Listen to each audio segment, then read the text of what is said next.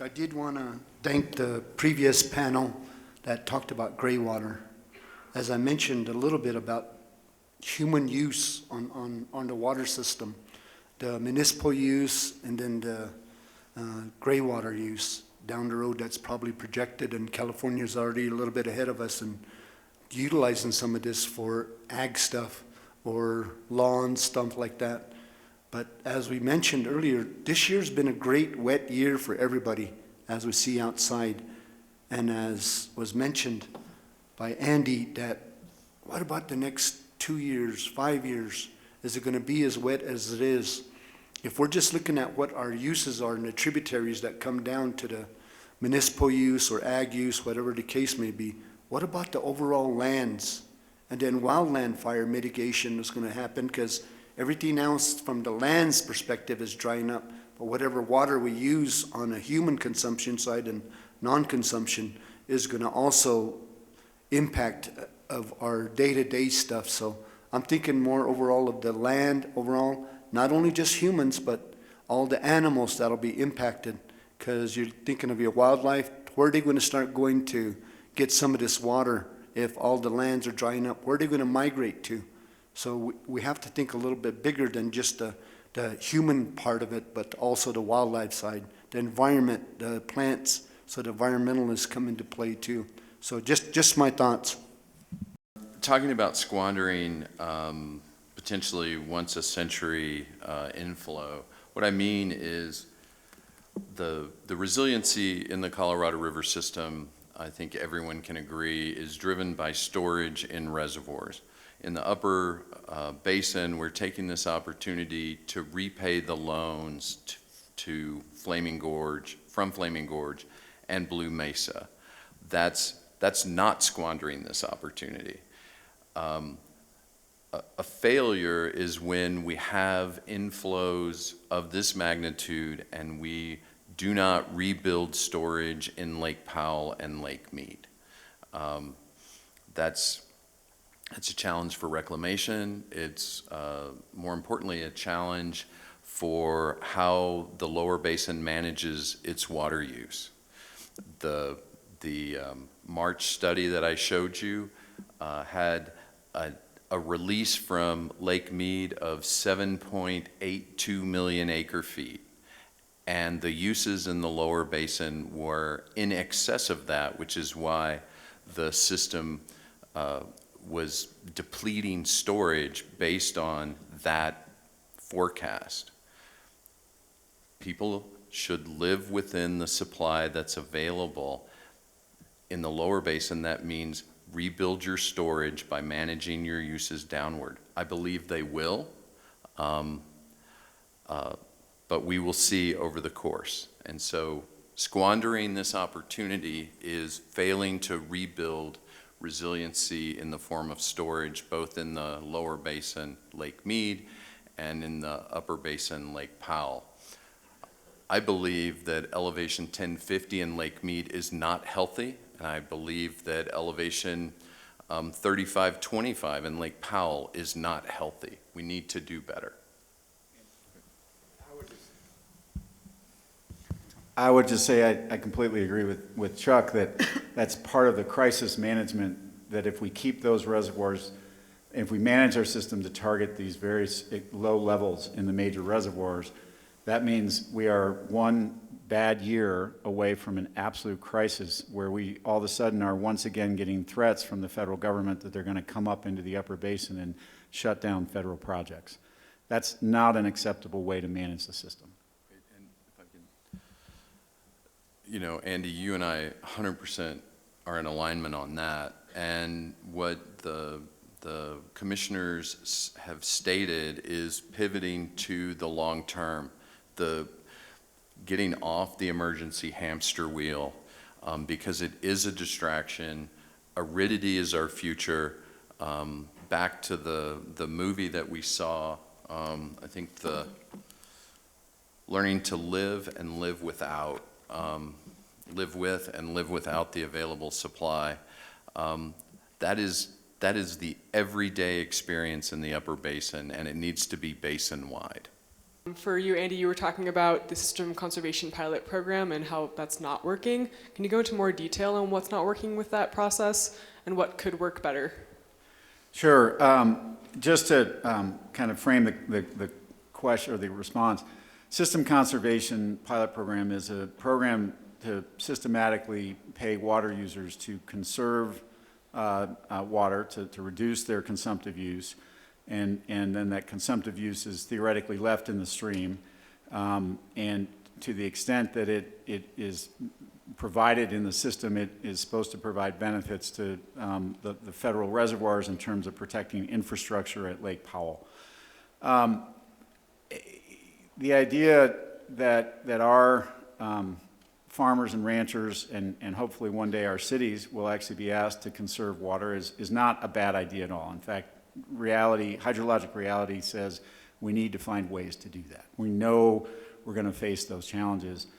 The idea with system conservation is that the water is system water, and in a year like this where the Bureau of Reclamation is looking at releases in excess now of 8.23 million acre feet, seriously considering taking that water that should be recharging Lake Powell and sending it down to the lower basin is a significant problem. And so if we instead develop a very thoughtful and intelligent demand management program where that water stays in Lake Powell under control of the 4 upper basin states to make sure that we can meet our obligations under the 1922 compact, that's one issue. But intrastate issues that looking at a water market, this year the participation in Colorado is fairly minimal. It's somewhere, if you read the documents that came out of our Colorado Water Conservation Board a few weeks ago, somewhere around 8,000 acre feet. Overall, that's not a lot of water. But it's the foundation of a water market that has never existed in our state before. It is a water market that is being designed, again, to help the system retain balance. And it's being paid for by federal taxpayer dollars in this instance, maybe in the future state taxpayer dollars. And it is a system designed by the government, a market designed by the government to meet a collective governmental need, which is the governmental obligation to keep the system whole and or make sure the upper basin can meet its compact requirements. And it is not by its very essence a free market. But where intrastate, where we have issues, is that there's not a systematic, open, transparent governance of that program that makes sure that we, those who represent water users and you who are water users, know that your neighbor's participation in that project isn't going to cause injury to your water rights.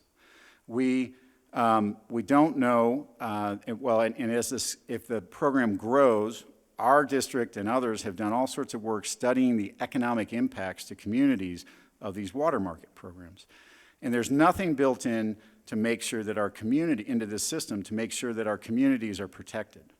That needs to be done. There are all sorts of suggestions on how to do that have been developed. None of that is present in this current water market that's being set up. There are, in our state's own demand management storage policy agreement that the CWCB came up with in 2018, and keep in mind, the intrastate effects of system conservation and demand management are identical. The interstate way that water is used to benefit us is different, but inside the state, they're the same. So clearly, the Western Slope is concerned that the water for a market like this will come all out of West Slope Ag. And the state agreed that that was not where it should be and that there should be no disproportionate impact to any one region. Well, 100% of the water in this year's system conservation comes off the West Slope, either here out of the Southwest District or up in my district. Not a single water user in eastern Colorado who takes water out of the Colorado River system is participating. That doesn't meet our own state's policy. That's not a good foundation to look at the future of how we do proper water conservation. If we're going to do this program, we need to make sure that we set up policies to protect agriculture and its longevity, to protect our communities that depend on it, to protect the folks on the West Slope who you might have noticed, based on recent trends within the state government, seem to have only about 10% of the vote, and we seem to get ignored a whole lot on a lot of major issues. Those are why it's so important that Southwestern and we and all of you work together to protect our communities. Now, I want to say at the same time, providing a new tool where a farmer and rancher can get paid to, a family rancher or farmer can get paid to participate in a market like that is a good idea, because it gives those agricultural producers another tool in their toolbox to succeed in what is a really challenging environment to be a producer these days.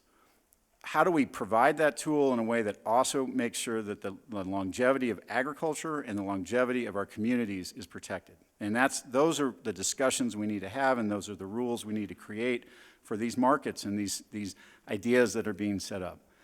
The other thing I just want to quickly flag on that is that we have, because of water scarcity, we are seeing exactly what happens anytime any natural resource is scarce. We are attracting out-of-state investment companies into the Western Slope, into our own agriculture. They're not here to be your friends. They're not here because they care about our communities. They're not you guys. They're not our local families. They're not our tribal members. They are people who want to make a quick buck and don't care if they leave us high and dry. Transferring water out of our community transfers our future out of our community. We need to make sure the markets that are set up don't encourage or allow additional speculative investment in our water. I think part of that was directed at me. And I just want to unpack a couple of things. First of all, in the spirit of common ground, conservation and efficiency and stewardship are how you all live your lives every day. The System Conservation Pilot Program is tied to the Inflation Reduction Act, which has funding to mitigate the impacts of drought in the Colorado River Basin.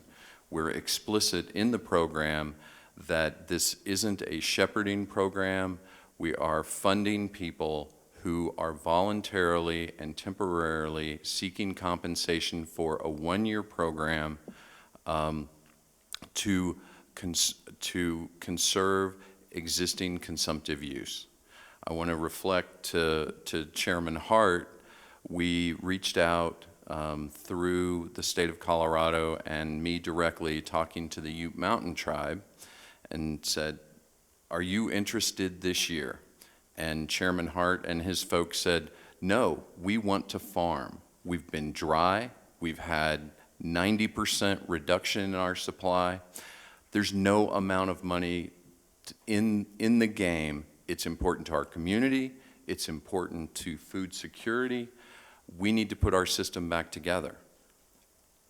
88 other people across the 4 states said, I might take a look at this. And in the Inflation Reduction Act, it's to mitigate the impacts of drought. We are not guaranteeing the water making it to a federal reservoir. We're paying people to reduce their use, and for 2023.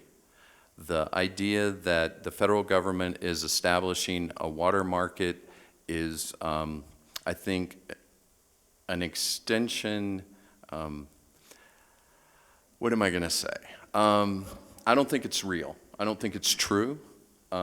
Folks have proposed their own prices.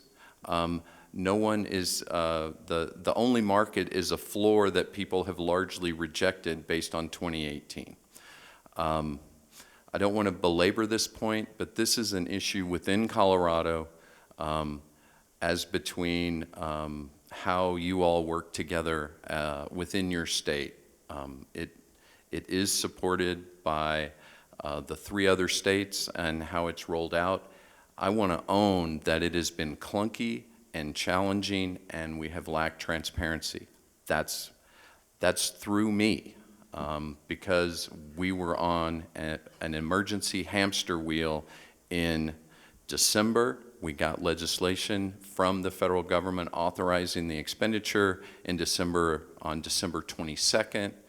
And we were trying to get this rolled out for this season, this irrigation season. I apologize, I feel like I'm on a filibuster, but I just want folks to understand the facts, which are, I agree, Andy, that there are tremendous ways to improve on a one-year deal, and that the future of conservation in the Upper Basin has to be focused on preserving local and regional resiliency, and that's largely by putting states' names on storage. If I might just add a little bit to that, from a tribal perspective, in my presentation today, we looked at climate change and what Ute-Mountain Ute Tribe does. Desert farming, we took what we got allocated, 10% of our water allocation 2 years ago, and we did what we could with what water we got. But O&M costs come into play, and tribes have to pay this O&M cost, whether they get revenue or not, and we face that challenge. So we have to find ways to make things work for the tribe. As long as we can create this ag and create this revenue, then that helps us to offset the O&M cost. If something happens on a municipal side, and we're not set up yet on a plan, because right now tribes have not had their full adjudication of their water, even though it's on paper, but not given to them as a wet.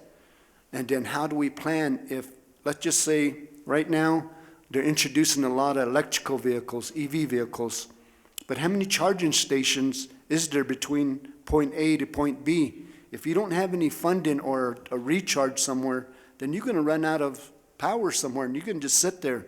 Kind of a same concept for tribes. If I don't know what my full allocation is for my water right, then how am I going to plan for what my uses are? So I really have to understand and get that support. As Chuck mentioned and Andy mentioned, we have to work together.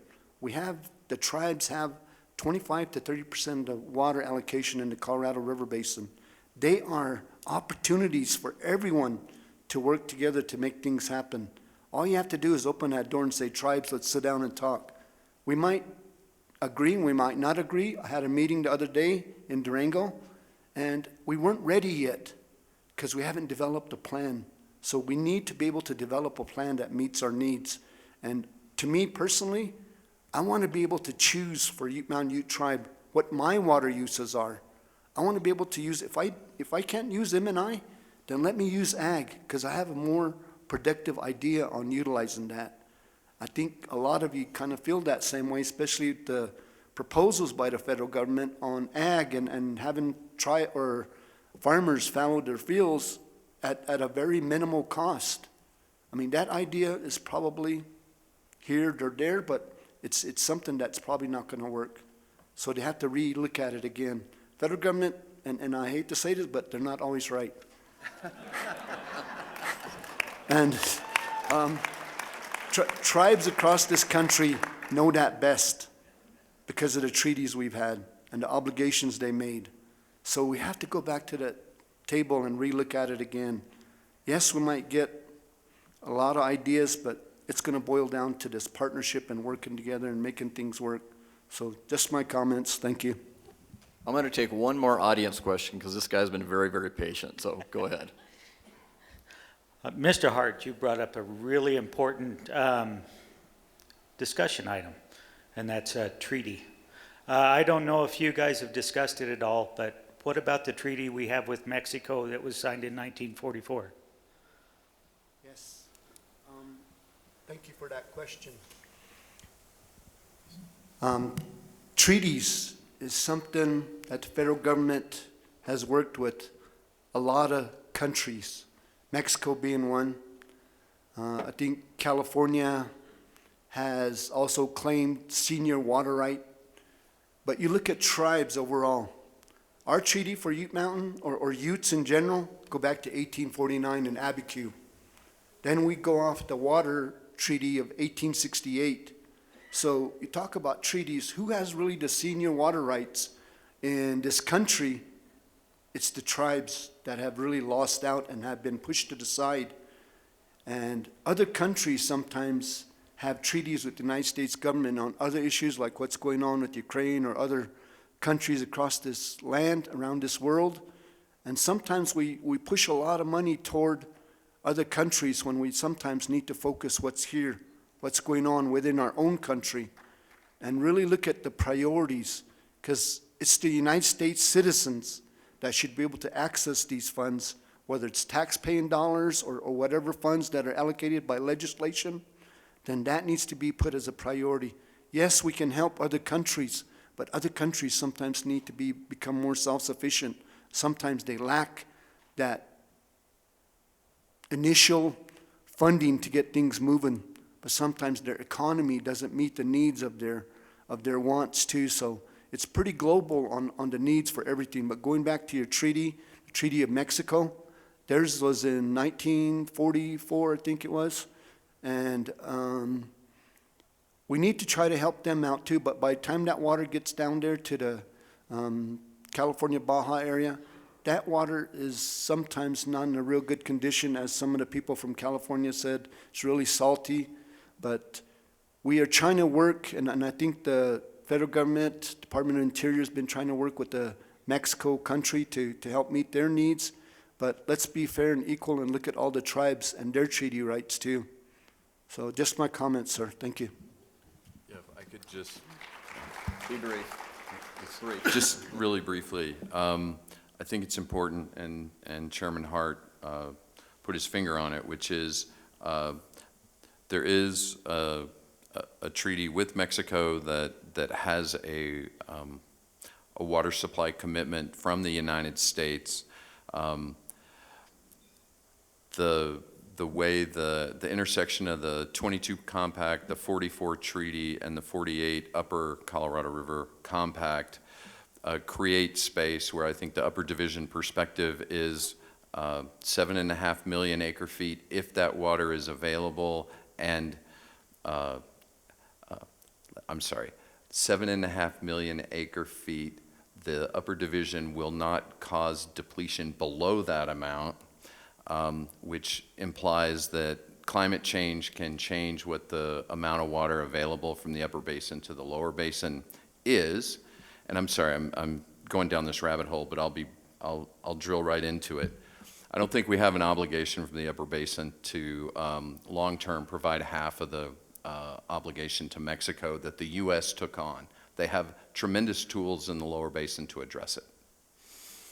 Thanks. I'm sorry to have to cut this conversation off, but we're out of time. So let's give this panel a great big hand.